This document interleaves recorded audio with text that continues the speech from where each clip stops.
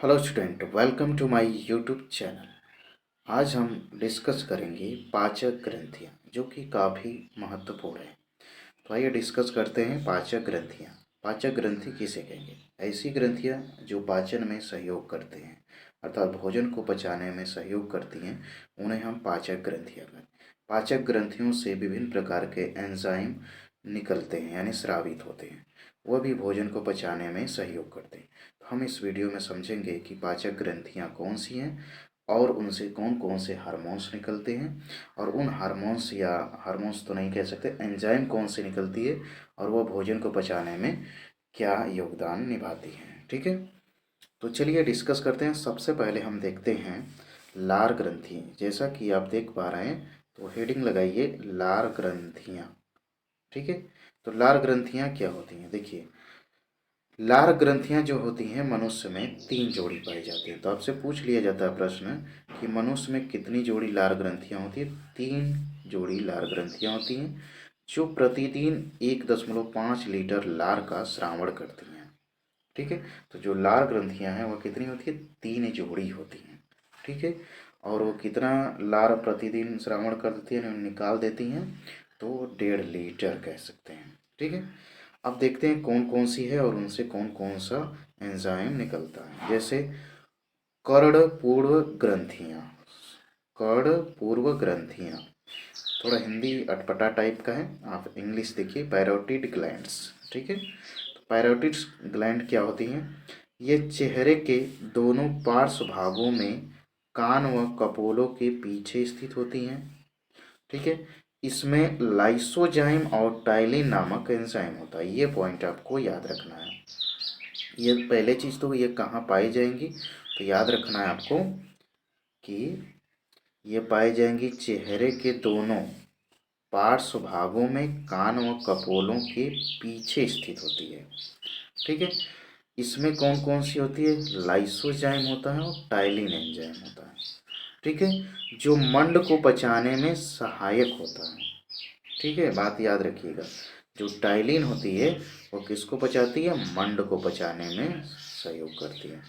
और यह सबसे बड़ी लार ग्रंथि है। यदि आपसे पूछा जाए कि सबसे बड़ी लार ग्रंथि कौन सी है, तो पैरोटिड होगी।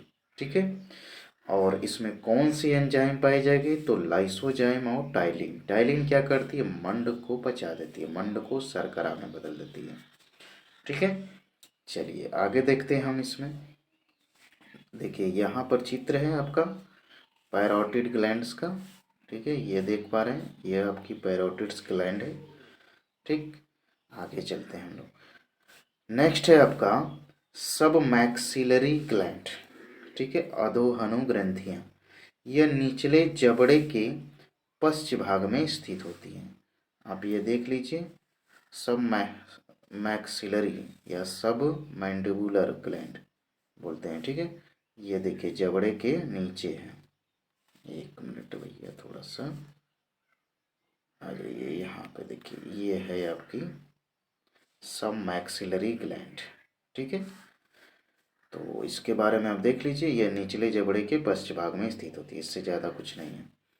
आगे अधोजिह्वा ग्रंथि, या इसे बोलते हैं सब लिंगुअल ग्लैंड। कहाँ है? नीचे की तरफ, ये देख रहे हैं, जीभ के नीचे पाई जाएगी। देखिए, ये जिह्वा के ठीक नीचे स्थित छोटी व शंकरी ग्रंथियाँ होती हैं। ठीक है, आगे देखते हैं लार में उपस्थित अल्फा एमाइलेज या टाइलिन एंजाइम मंड को शर्करा में परिवर्तित कर देती है। ठीक है, जो टाइलिन है या इसे हम अल्फा एमाइलेज भी बोलते हैं, यह मंड को, यहाँ पर देखिए मिस टाइपिंग है, यहाँ सरकार ना होके शर्करा रहेगा। ठीक है, तो ये टाइलिन जो है मंड को किस में बदल देती है? शर्करा में बदल देती है, जिससे भोजन क्या हो जाता है? मीठा हो जाता है। जबकि लाइसोजाइम का काम है प्रतिजीवाणु कारक के रूप में, यानी कि एंटी बैक्टीरियल का काम करता है। कौन? लाइसोजाइम। ठीक है, तो आपने लार ग्रंथि में क्या देखा कि लार ग्रंथियां जो होती हैं 3 जोड़ी होती हैं। ठीक है, एक होती है आपकी पैरोटिड ग्लैंड, दूसरी होती है सब मैक्सिलरी, तीसरी होती है सब लिंगुअल। ठीक है, तो जो आपका पैरोटिड होती है उससे 2 तरह के एंजाइम निकलते हैं, एक लाइसोजाइम एक टाइलिन निकलता है। लाइसोजाइम जो होता है एंटीबायोटिक के रूप में काम करता है, ठीक है। और जो टाइलिन है वो मंड को शर्करा में बदल देती है, ठीक है। बाकी इनकी पोजीशन वगैरह देख सकते हैं, सब मैक्सिलरी का और सब लिंगुअल का, ठीक है। तो आगे नेक्स्ट देखते हैं। नेक्स्ट हमारा है पाचक ग्रंथि अमाशय या जठर ग्रंथियाँ। तो हेडिंग लगाइए दूसरा, अमाशय या जठर ग्रंथियाँ। देखिए, अमाशय की दीवार में निम्न 3 प्रकार की जठर ग्रंथियाँ पाई जाती हैं जो जठर रस का श्रावण करती हैं। तो जो अमाशय होता है उसमें 3 प्रकार की जठर ग्रंथियाँ पाई जाती हैं। कौन कौन सी, याद रखिए। ये कार्डियक ग्लैंड, दूसरा है फंडिक ग्लैंड, तीसरा है पाइलोरिक ग्लैंड, ठीक है। तो ये इनके पोजीशन के आप अमाशय में पढ़ चुके हैं कि अमाशय के 3 भाग होते हैं, कार्डियक, फंडिक, पाइलोरिक, ठीक है। जो ऊपर वाला होता है उसे कार्डियक बोलते हैं। अमाशय का ऊपर वाला भाग जो होता है ग्रसनी से लगा हुआ रहता है, ठीक है, तो उसे कार्डियक बोलते हैं। बीच वाले भाग को फंडिक और लास्ट जो रहता है नीचे की तरफ उसे पाइलोरिक।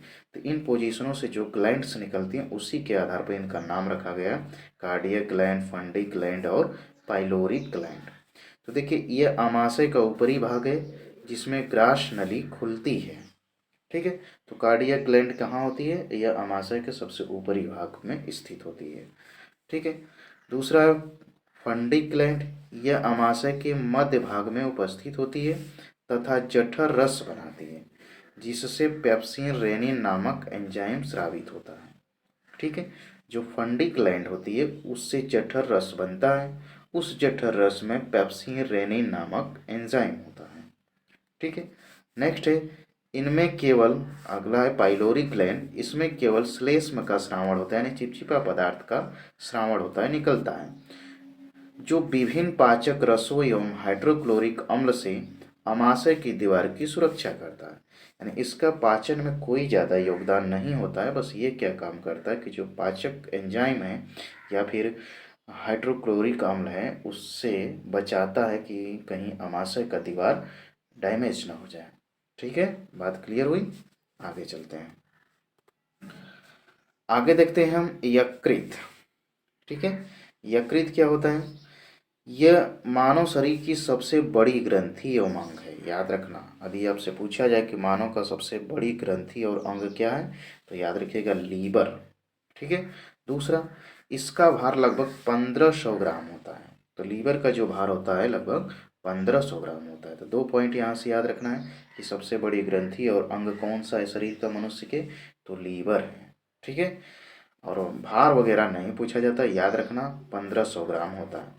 ये उदर गुहा में डायाफ्राम के नीचे तथा अमाशय के ऊपर स्थित होता है। डायाफ्राम कहाँ होता है, फेफड़े के नीचे, ठीक है। और अमाशय जो होता है उसके नीचे बीच में स्थित होता है लीवर। यानी डायाफ्राम के नीचे, अमाशय के ऊपर, अर्थात दोनों के बीच में यकृत क्या होता है, स्थित होता है। मानव की यकृत में 3 पालियां दिखाई देती है, यानी कि जो आप यहाँ से चित्र देखिए, ठीक है, 3 लोब आपको दिखाई दे रहे हैं। एक ये लोब हो गया, एक ये और एक ये लोब दिखाई दे रहे हैं, ठीक है। आगे देखते हैं, यकृत अनेक पिंडकों से बने होते हैं। इन पिंडकों से यकृत कोशिकाओं का निर्माण होता है, ठीक है, जिससे पित्त स्रावित होता है। अब इसको समझना है कि यकृत जो होता है पिंडकों से बना होता है। पिंडक का मतलब होता है चैम्बर, एक तरह से कह लीजिए, ठीक है। छोटे छोटे जो भाग होते हैं उसके, उससे बना होता है, उसी को बोलते हैं पिंडक। पिंडक से क्या होता है कि यकृत की कोशिकाएं निर्मित होती हैं और जो यकृत की कोशिकाएं हैं वो पित्त रस का स्रावण करती हैं। नेक्स्ट है, यह पित्त रस यकृत के निकट स्थित थैलीनुमा संरचना पित्ताशय में एकत्रित होता है, ठीक है, अर्थात इकट्ठा होता है। अभी आपको समझना है कि जो पित्त, अगर पूछा जाए प्रश्न पित्त रस का श्रावण कहाँ से होता है तो बहुत लोग उत्तर मारते हैं पित्ताशय, भैया गड़बड़ हो जाएगा। पित्त रस का श्रावण होता है किससे, पित्त से, अर्थात यकृत की कोशिकाओं से, ठीक है, या अर्थात लीवर से। और इकट्ठा कहाँ होता है, पित्ताशय से, ठीक है। अब देखिए, पित्त रस यहाँ पे लिख सकते हैं, पित्त रस किससे स्रावित होता है तो लीवर से, ठीक है। और लीवर से कौन सा भाग करता है तो पिंडकों से यकृत की जो कोशिकाएं हैं वह करती हैं। आगे है आपका नेक्स्ट,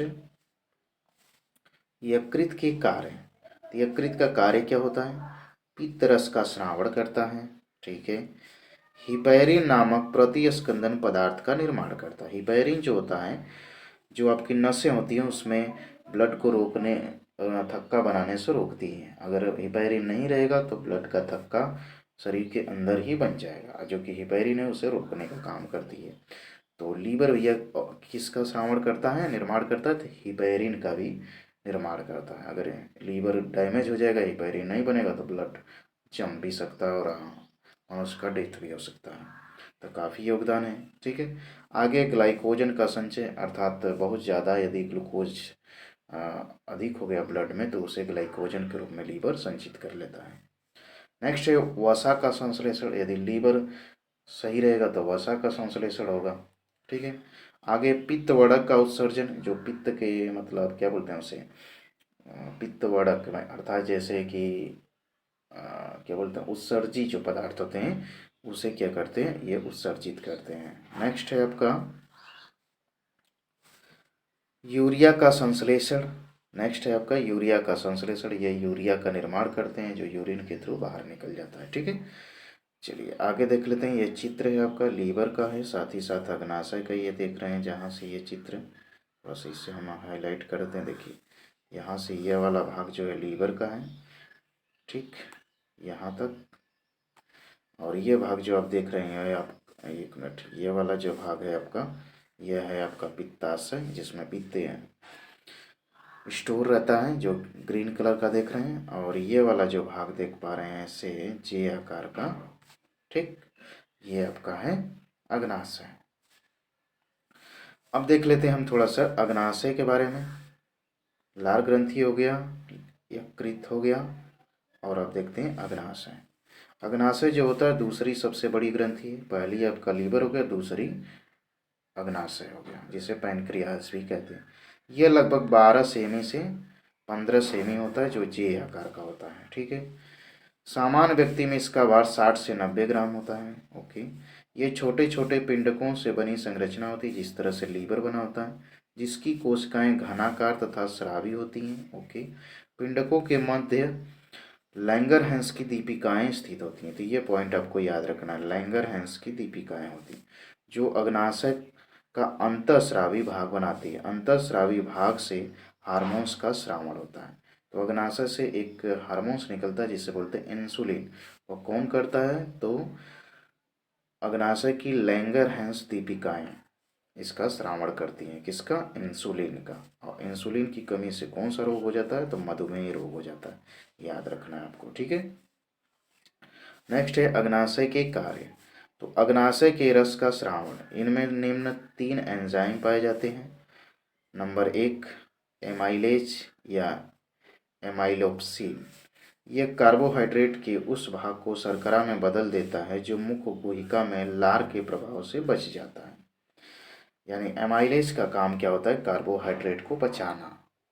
ठीक है। जैसे लार में जो टाइलिन होती है वह भी मंड को यानी स्टार्च को, कार्बोहाइड्रेट भी पूरी तरह से कह सकते हैं सबको मिला के, तो उसे पचा देता है, शर्करा में तोड़ता है। लेकिन कुछ शर्करा जो होती हैं वो टूट और नहीं पाती हैं, तो वो कार्बोहाइड्रेट के रूप में रहती हैं, या कार्बोहाइड्रेट को ही शर्करा कह लीजिए। ठीक है। तो वह एमाइलेज जो होता है उस शर्करा को फिर से तोड़ देता है। ठीक है। नेक्स्ट है लाइपेज या स्टेप्सिन। क्या होती हैं? यह भोजन में उपस्थित वसा को वसी अम्लों में परिवर्तित कर देती हैं। तो ये पॉइंट आपको याद रखना है कि लाइपेज का काम क्या होता है? वसा को वसी अम्लों में चेंज कर देता है। ठीक है। नेक्स्ट है ट्रिप्सिन या काइमोट्रिप्सिन। इनके द्वारा प्रोटीन का पाचन होता है। ठीक है। ट्रिप्सिन के द्वारा प्रोटीन का पाचन होगा। यह आमाशय में हुए प्रोटीन के आंशिक पाचन को पूर्ण करने में सहायक होता है। ठीक है। नेक्स्ट है आपका हार्मोन्स का श्रावण। तो भैया अग्नाशय की लैंगरहैंस की दीपिकाओं में उपस्थित बीटा कोशिका से इंसुलिन तथा अल्फा कोशिकाओं से ग्लूकेगान नामक हार्मोन्स का श्रावण होता है। ये हार्मोन्स कार्बोहाइड्रेट उपापचय का नियंत्रण करते हैं, जैसा कि आपको पहले चित्र में बता दिए हैं कि अग्नाशय है। ठीक है। इसमें पाया जाता है क्या? लैंगरहैंस की दीपिकाएं पाई जाती हैं जो क्या करती हैं? हार्मोन्स का श्रावण करती हैं। और कौन से हार्मोन्स का? तो अल्फा इंसुलिन। ठीक है। अल्फा और बीटा दो तरह की कोशिका होती है, जिससे बीटा कोशिकाओं से इंसुलिन निकलता है जो कार्बोहाइड्रेट के उपापचय को नियंत्रित करता है। यदि इंसुलिन की कमी हो जाता है तो मधुमेह नामक रोग हो जाता है। ठीक है, तो आज के लिए बस इतना ही। क्लास में अंत तक बने रहने के लिए आप सभी का बहुत बहुत धन्यवाद।